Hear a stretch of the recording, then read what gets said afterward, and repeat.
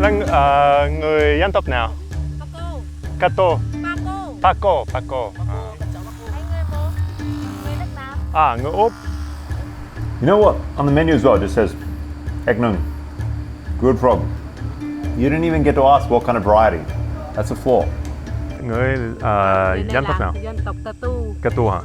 Shy now, she's shy. And at the moment in the Central Highlands, it's been raining like crazy. In today's episode, we journey deep into the countryside of Vietnam to the Laos border, where I'm hoping to explore some of the most remote Catu villages that we have. I really have no plan. I just want to see what we find there. Things have not started well. I'm currently getting completely trashed by rain, and I didn't bring a raincoat. Good start. Genius planning, Andrew.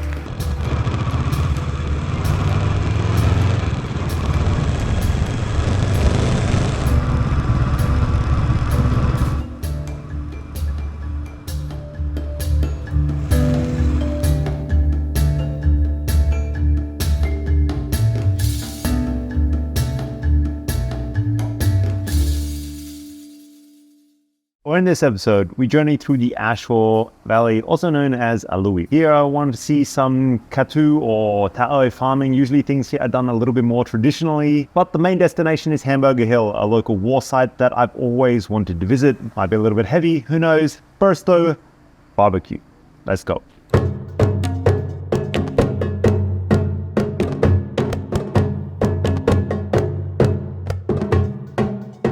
First dish is a beef and vegetable salad. It's really good. I'm cheating here a little bit. Despite this restaurant being completely empty, which breaks one of my cardinal rules of eating in a restaurant in Vietnam, I've eaten here before, and it's excellent. This is a massive dish as well. I've ordered 3 dishes, which is clearly a mistake. It's crazy, you know, usually the Vietnamese aren't really like a standalone salad people. Well, at least there aren't any favorite salads that I have here, but this one is just excellent. You never get given cold beer in Vietnam. This is the solution. Grilled frog. Quite common at barbecue restaurants around here, and I increasingly like it. Okay, so first frog, let's give it a go. Oh my God, that's about as good a frog as I've had. Trick with frog is you need big ass frogs. It's excellent meat. You just never get enough of it. No fishy taste, but the same sort of flakiness that you get from fish. Look at that. Come on. They do eat quite a few different species of frog over here, but this is the only one that's really worthwhile. This kind of frog has way more meat than the frog that I've eaten with the Catu people. Oh my God. So hopefully right now we are transitioning to some crazy Catu farming footage and some gorgeous drone shots of the Ashore Valley. A Luoi is a vibrant melting pot of Central Highland ethnic minorities. Here, the Ta'oi, Paco, Catu, and Bru Van Q all coexist. Currently, it's the tail end of harvest season, and life has a rhythm of its own in the Central Highlands, with many of the tasks still being carried out by hand. This place is special to me. It's one of my favorite places in Central Vietnam, hands down. I'm here to observe and understand how these remote Vietnamese communities bring in their harvest. Harvests here are always a sight to behold, picturesque and even charming. Buffaloes and cows graze while an entire village work together. It's a communal event that underlines the unique allure of rural Vietnam. So here in the highlands, the harvest is still going on. Where I'm living in Hoi An in the lowlands, everything's already been cut because they have these giant Kubota tractors that do everything in a couple of weeks now. But up here in the hillsides, these local Catu or Ta'oi communities are cutting everything still by hand, which is pretty intense. They do have these big mechanized huskers that help them sort of finish the process. But right now, everything is cut by hand, stacked, husked, and then dried all by hand. It takes a couple of weeks longer. So if you're traveling Vietnam and you want to see some rice, head into the countryside, you've got a little bit more chance. Hello, xin chào. Xin chào. Uống nước em. Uống nước. Yeah. So in general, the process here seems to be pretty crazy. It's not entirely done by hand. Essentially, this guy behind me slices it all off with a whippersnapper. What's remarkable to me is that he's able to do it in such a swooping motion that all the grass, all of the rice, literally lays out in a neat form along the ground. It's pretty crazy how good at it he is. For that, you end up with an entire field of sort of neatly stacked rice shafts, I guess, with the rice still on them. And then these ladies behind us are gonna pick them up, stack them, add them to a giant pile over in the distance there. And eventually they're gonna be husked by this sort of big manual husking machine. This is completely different to the way that I'm used to seeing rice harvested. Pretty interesting as well. Hello có chụp được không? Chụp một chút thôi. Có là em, the chi, home tag. So in this section, it's all entirely being cut by hand. And then over in the corner, big whippersnipper, but still, this is far more manual labor than I'm ever used to seeing.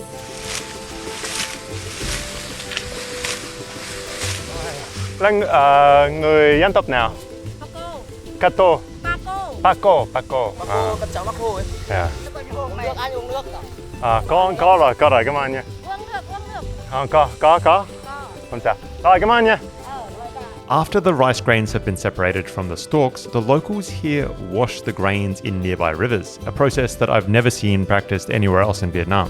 So the final step here is just to dry the rice out on the roadside, put it on a tarp, and what it does is it separates the husk from the grain inside.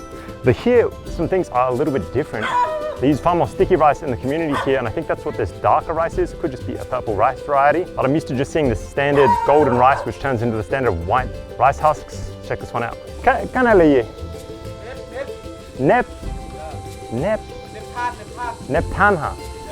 Neptan? Huh. I have no idea what that is. Must be some kind of like golden rice.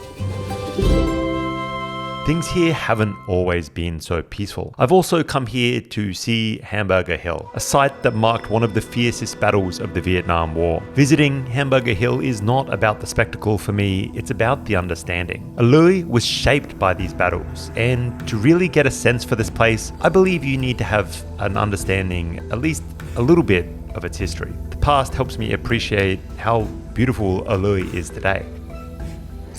You know, so my first impressions climbing this thing, even with stairs, it's just how steep it is. I mean, it's not a mountain, it's just a hill. But this is in no way fun. And you can't imagine being a soldier here, trying to climb this thing in this much heat. We really are in just nowhere Vietnam. Like, this is complete whoop on the Lao border, 100% insignificant land. It's a nightmare to get to. So it's crazy to think that this ground was once ground zero for one of the fiercest battles during the entire Vietnam War. And the name is testament to that. Officially, the battle name is the Battle for Ap Bia or Noi Bia, but the soldiers gave it a much more harrowing name. They called it Hamburger Hill, which was supposed to be a reference to just how fierce the battle was. A kind of sarcastic and dark nickname that came about due to the feeling that they were getting ground up like meat in a grinder, turned into beef patties. Not that much fun of a name, is it? The battle took place in May 10 to 20, 1969. It's May 16 now. This is almost 54 years to the day that it took place. Blackjack wants to fix this hill. What's he gonna do with it? Pave it and turn it into a goddamn parking lot. Now move out. The Americans finally did take control of this hill, but then they gave it up just a few weeks later. Coverage of this battle was one of the main things that really started to sway the opinion of the war for a hill that clearly had no strategic value. And it really caused the American public to start questioning the strategy and, to be honest, the point of the war in general. I think it's a valid point. I mean, this is absolutely nowhere, even now, even today. There is genuinely no strategic value to a hill like this. So the official numbers were that there were 72 US soldiers killed over the 10-day battle. Such steep, treacherous jungle terrain that many of the wounded had to be airlifted out. There was just no way to take them out by stretcher. But even with steps, it's no easy climb. It's definitely making me question my current level of fitness. Over the 10-day period, the US weren't able to take this in sort of gradual steps. It was a fierce fight with pushback from both sides. It took 11 total attempts on the hill until they were finally able to take it. And when you look at photos from the battle, what's kind of starkly different to now is just the amount of vegetation that's here now, and that was literally cut down by machine gun fire or by gunfire at the time. The battle was heavily covered by the media. Life magazine published a piece featuring portraits of 241 soldiers that died in just a single week during the Vietnam War. Those included all of the soldiers that died here on Hamburger Hill. And to the war in general, it really forced leadership to change their approach from these specific search and destroy style missions towards I think what's called Vietnamesification. Who the fuck knows what that means? The road is lined here by giant bomb craters along the way. There's another marking for one. My supposed tour guide and Tum told me 45 minutes walk, and I've quite easily been walking for a good 40 minutes now. I'm absolutely covered in sweat right now, just walking this damn thing. I'm currently passing the helicopter crash site. You've seen how these concrete stairs have eroded over time. Well, as soon as you peep over the edge there, it is thick vine jungle, and I did not bring a machete, that is for sure. So we will not be visiting the helicopter crash site.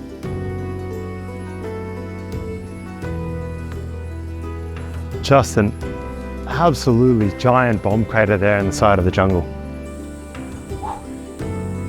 So there it is, guys. Maybe 45 minutes if you have a little bit of pace to you. Just don't do it trying to carry camera gear. That is the summit of Hamburger Hill. Standing at the summit of Hamburger Hill, I couldn't help but feel a deeper appreciation for the sacrifices made by the fallen here. They played a pivotal role in shaping Vietnam into the remarkable country that it is today. And specifically, A Luoi, this place always leaves a striking impression on me. It weaves together unique flavors, culture, and a really complex history. It's a beautiful, seldom traveled corner of Vietnam that I really hope you enjoyed visiting with me. Anyway, that's it for this one, guys. Thank you for watching.